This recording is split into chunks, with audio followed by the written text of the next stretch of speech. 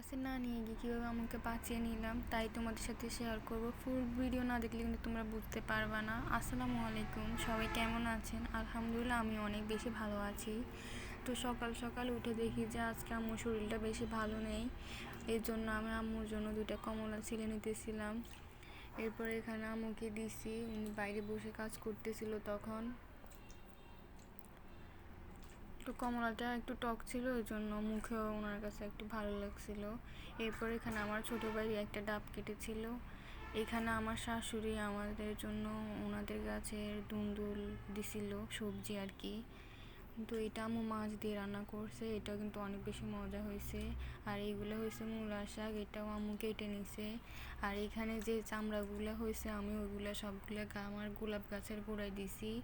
আপনারাও কিন্তু একদম যেমন চা পাতা, ডিমের খোসা, পেঁয়াজের খোসা সব কিছু গাছের গোড়ায় দিবেন, এতে গাছও কিন্তু অনেক ফুল দিবে।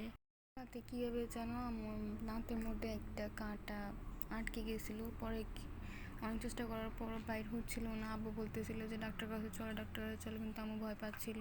এরপর অনেক কষ্ট করে চিমটে দিয়ে আমি বাইর করে দিই, আর আমার ডাক্তার কাছে যাওয়া লাগেনি। তারপরে এখানে আব্বু সকালে এনেছিল মাছ, আর এটা ছিল তেলাপিয়া, কেটে নিয়ে এসেছিলো একদম ছোটো ছোটো করে। এটা আমি ভালোভাবে আমি পরিষ্কার করে নিতেছিল। এটা কিন্তু আজকে ভাজি করব। এরপর এখানে চুলার এক পাশে আমি একটা ডিম দিয়েছিলাম বাবুর জন্য, আর অন্য পাশে এখানে আমি ভাত বসিয়ে দিয়েছে।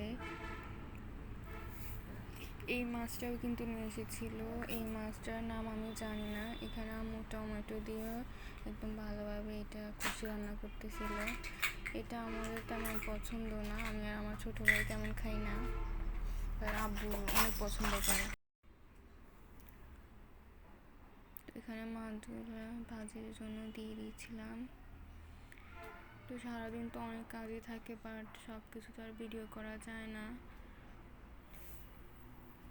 এই যে মাছটা প্রায় ভাজি হয়ে এসেছে। এরপর এখানে মূলা শাকটাও ভাজির জন্য আমি বসিয়ে দিয়েছে। এখানে সকালে আমাদের একটা আন্টি এসেছিলো, তো ওনার খিদা লেগেছিলো, তো আমরা সকালে আজকে বানিয়েছিলাম খোলাজা পিঠা, চা। তা আমি ওনাকে খেতে দিয়েছিলাম।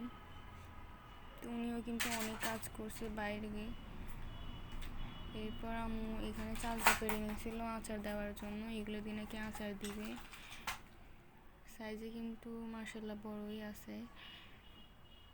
তো দুপুরের খাওয়া দাওয়া শেষ করে এখানে আমি বাইরে চলে আসি আমাদের গাছগুলোর মধ্যে পানি দেওয়ার জন্য। আগে আমি ঘুরে ঘুরে দেখতেছিলাম, এটা একদম ভালোভাবে ফুটে গেছে। আমার কাছে তো শীতকালে গাছগুলো অনেক বেশি ভালো লাগে, বাট শীতের পরে এই গাছগুলো মারা যায়। অনেকগুলো আবার থাকেও, কিন্তু আমাদেরগুলো থাকে না, মারা যায়। আমরা এর আগেও প্রতি শীতে রোপণ করছি, বাট আমাদেরগুলো হয় না, মারা যায়। এখানে একটা লিচু গাছও আছে, এটা অনেক বড়। আমাদের ঘরের সামনে একটা গিফট ফুল, এটা এই বছর ফার্স্ট ফুল ফুটছে, অনেক সুন্দর লাগতেছে। এখানে আমি আমার আম্মুর মুরগিগুলোকে চাল দিতেছিলাম। তো এখানে মুরগি 2টাই ডিম পাড়ে, তো আজকে আম্মু ডিমগুলো বাইর করে দেখতেছিল। আর পাশে আমার ছোটো ভাই আমার বাবুকে নিয়ে দাঁড়াইতেছিল, তো মামা বাবু নিয়ে দুজনে অনেক বেশি মজা দুষ্টামি করতেছিল।